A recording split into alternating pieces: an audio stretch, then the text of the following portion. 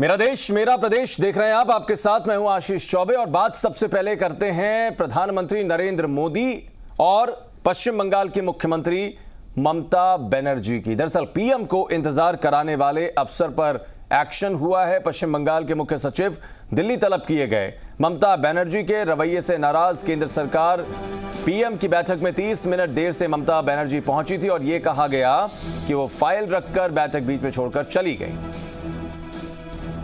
तो एक तरीके से प्रधानमंत्री को इंतजार कराने वाले अफसर, जाहिर है कि उनके खिलाफ भी कार्रवाई हो रही है। आप देखिए कि कौन कौन शामिल था, लेकिन ममता बनर्जी की कुर्सी खाली थी। जो मुखिया हैं और पश्चिम बंगाल में तूफान की वजह से जो हालात बने उसका सर्वेक्षण किया, उसके बाद समीक्षा बैठक में शामिल हो रहे थे प्रधानमंत्री, लेकिन वहां पर खुद मुख्यमंत्री नहीं थी।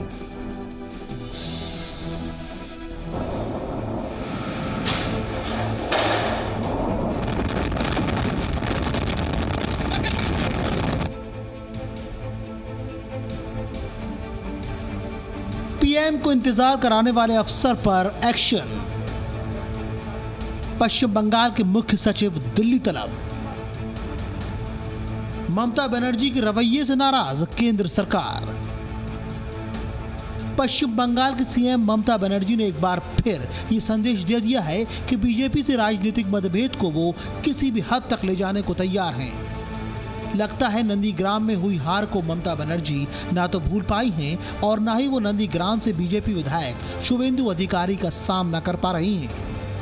शायद यही वजह है कि यास तूफान को लेकर शुक्रवार को बंगाल के कलईकुंडा बेस पर प्रधानमंत्री मोदी की बैठक में ममता बनर्जी 30 मिनट देरी से पहुंची। इतना ही नहीं, ममता ने यास तूफान से हुए नुकसान के आकलन की रिपोर्ट सौंपी और बैठक से निकल गई। ममता बनर्जी बैठक में अकेली नहीं थी। राज्य के मुख्य सचिव अलपन बंदोपाध्याय भी ममता के साथ थे। बंगाल के अधिकारियों की ओर से इस अहम बैठक में प्रेजेंटेशन तक नहीं दिया। बीजेपी नेता दिलीप घोष ने ममता की इस कार्रवाई पर सवाल उठाए हैं।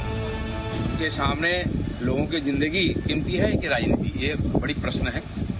जो विधायक दल के नेता है भारतीय जनता पार्टी के, पार्टी ने उनको निश्चित किया है। विधानसभा के अध्यक्ष महोदय ने उसको स्वीकृति दी है, फिर भी उसके सामने नहीं जाने का क्या कारण हो सकता है? ईगो है क्या?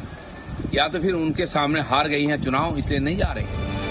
ममता बनर्जी ने भी केंद्र सरकार पर सवाल उठाए। उन्होंने कहा कि यास तूफान से बंगाल का जितना नुकसान हुआ है, हो सकता है उन्हें ना मिले। 20,000 कोटी টাকার প্যাকেজের কথা আমরা বলেছি, পাবো না হয়তো আমরা কিছুই, কিন্তু যাই হোক এটা প্রধানমন্ত্রীকে দিয়ে আমি এটাই বলে এসেছি যে আপনি আমার সাথে মিট করতে চেয়েছিলেন, তাই অত দূর থেকে আমি এসেছি।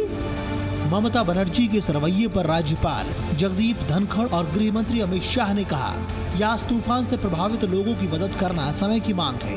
दुख की बात है कि दीदी ने अहंकार को जन कल्याण से ऊपर रखा है। लेकिन विवाद यहीं पर नहीं थमा। केंद्र सरकार ने इस मसले को गंभीरता से ले लिया है। पश्चिम बंगाल के मुख्य सचिव अलपन बंदोपाध्याय को केंद्र सरकार ने दिल्ली तलब किया है। अलपन बंदोपाध्याय से कहा गया है कि वो 31 मई को सुबह 10 बजे पेश हो। दरअसल पश्चिम बंगाल के मुख्य सचिव के रूप में अलपन बंदोपाध्याय का कार्यकाल इसी महीने खत्म हो रहा है। 4 दिन पहले ही ममता बनर्जी ने उनका कार्यकाल 3 महीने के लिए बढ़ाया था। ममता बनर्जी के करीबी माने जाने वाले अलपन बंदोपाध्याय को लेकर केंद्र और बंगाल सरकार के बीच खींचातान बढ़ गई है। इस पूरे घटनाक्रम के बाद प्रधानमंत्री नरेंद्र मोदी ने ट्वीट किया, केंद्र सरकार पश्चिम बंगाल के भाई बहनों के साथ खड़ी है। यास तूफान में हुए नुकसान के लिए हर संभव मदद की जाएगी। मैं आपके सर्वोत्तम की कामना करता हूँ। पश्चिम बंगाल सरकार और केंद्र के बीच रस्साकशी जारी है। यास तूफान का असर अब बंगाल में खत्म हो चुका है, लेकिन बंगाल से एक नया सियासी तूफान उठ चुका है, जिसका असर दिल्ली तक दिखने वाला है। बंगाल के मुख्य सचिव को दिल्ली बुलाए जाने को ममता बनर्जी यूं ही नहीं जाने देंगे। मतलब ये कि विवाद अभी खत्म नहीं हुआ है। पूजा मेहता के साथ ब्यूरो रिपोर्ट, जी मीडिया। इधर नौसेना प्रमुख एडमिरल करमबीर सिंह का एक बड़ा बयान आया है। दरअसल आज युद्ध का स्वरूप बदल रहा है।